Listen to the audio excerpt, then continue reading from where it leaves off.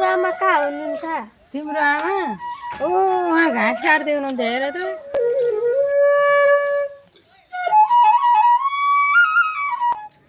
आमा है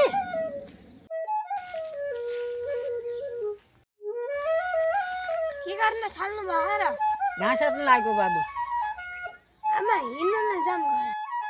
ल जाऊ जाऊ घर जाऊ, हात झोला राख, झोका बारेर हात मुख धौ अनि हुम गर्न थाल, म आउँछु। ल छिडो आउनु है म घर। ल ल आउँछु।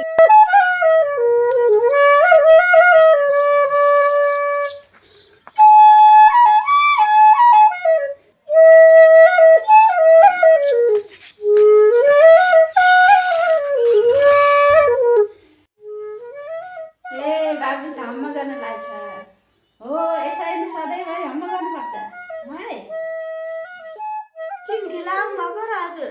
मलाई भोक लागिसक्यो। हो र, छिटो हम्म भ्याऊ, म नास्ता दिइहाल्छु नि।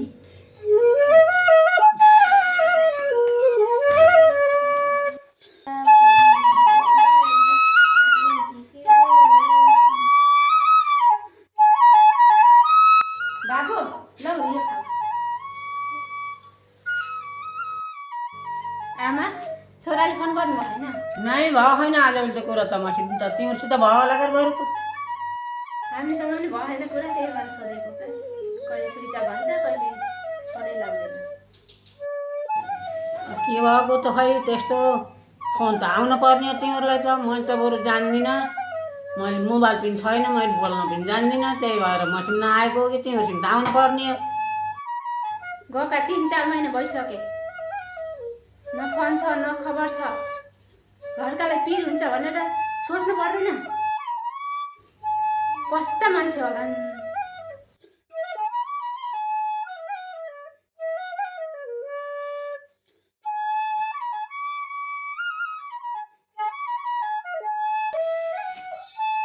यत्रो समय भयो, एकचोटि पट्टी खोलेर हेर्नु पऱ्यो घाउ कस्तो भएको रहेछ। पक्कै पनि पहिला भन्दा त ठिक भयो होला। सधैँभरि कसरी बस्ने? भोलिबाट त सकि नसक्यो भने जानु पऱ्यो, ड्युटी जानु नगरी भएन।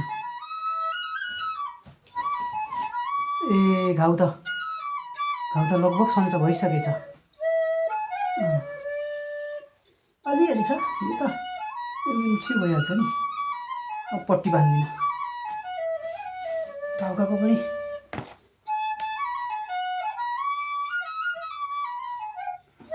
खासै दुखे छैन। टाउको पनि खोल्छु।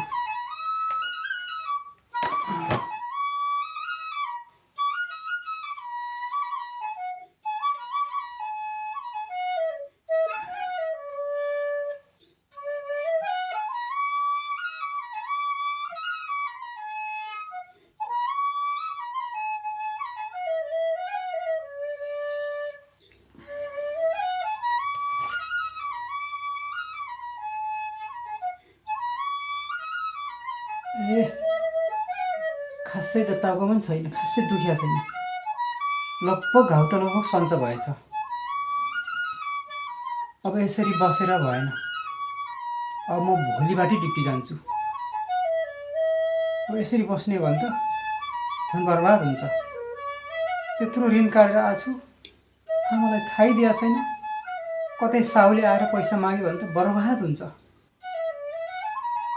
जाँदा बित्तिकै पैसा पठाएर दिन्छु है भनेर आएको थिएँ, कतै साउ आएर माग्ने त होइन।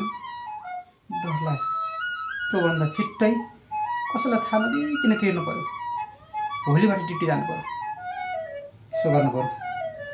सबभन्दा पहिला आज नुहाउनु पऱ्यो। अब दबाई पनि सिद्धिया छ, दबाई पनि सबै सिद्धिया छ। अब दबाई पनि थप्दिनँ, यत्तिको भाषी त सकिन्छ। अब नुहाउनु पऱ्यो सबभन्दा पहिला त। त्यो पसिना आछ, त्यो नुहाउनु पऱ्यो।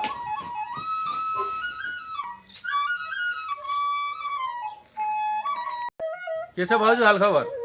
ठिक छ बाबु, नमस्कार। बस्नु न यहाँ।